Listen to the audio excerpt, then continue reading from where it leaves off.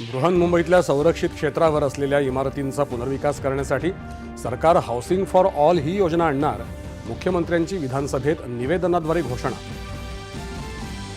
मुंबईत 50 एकरपेक्षा मोठ्या भूखंडांवर समूह पुनर्विकास प्रकल्प राबवणार. विविध पुनर्विकास योजना राबवून बाहेर गेलेल्या मुंबईकरांना परत आणणार. उपमुख्यमंत्री एकनाथ शिंदे यांचं आश्वासन. राज्यातल्या शिष्यवृत्ती योजनांच्या अंमलबजावणीत पारदर्शकतेसह समतोल राखण्याचा प्रयत्न. मात्र गरीब वंचित विद्यार्थ्यांवर अन्याय होऊ देणार नाही. उपमुख्यमंत्री अजित पवार यांची ग्वाही. राज्यातल्या पणन व्यवस्थेत क्रांतिकारक बदल करणारं महाराष्ट्र कृषी उत्पन्न पणन सुधारणा विधेयक विधिमंडळात मंजूर. शेतमालाला राष्ट्रीय आणि आंतरराष्ट्रीय बाजारपेठ होणार उपलब्ध.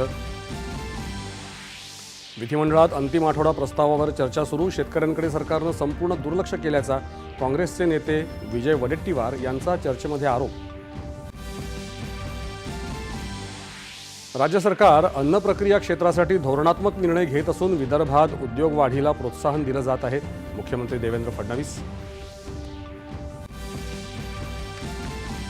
मुख्यमंत्री लाडकी बहीण योजनेसाठीच्या ई-KYC प्रक्रियेत चूक झाली असल्यास एकदाच सुधारणा करण्यासाठी 31 डिसेंबरपर्यंत मुदत. अदिती तटकरे.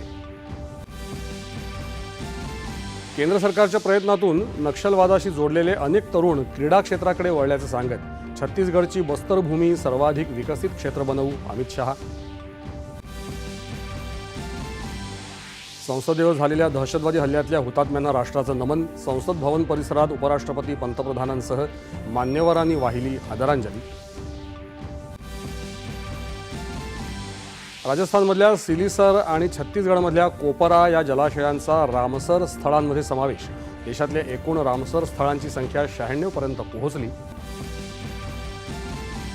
आणि माजी केंद्रीय गृहमंत्री शिवराज पाटील चाकूरकर यांच्या पार्थिवावर शासकीय इतमामात अंत्यसंस्कार. लोकसभेचे अध्यक्ष ओम बिर्ला, केंद्रीय मंत्री संजय सेठ यांच्यासह अनेक मान्यवर उपस्थित.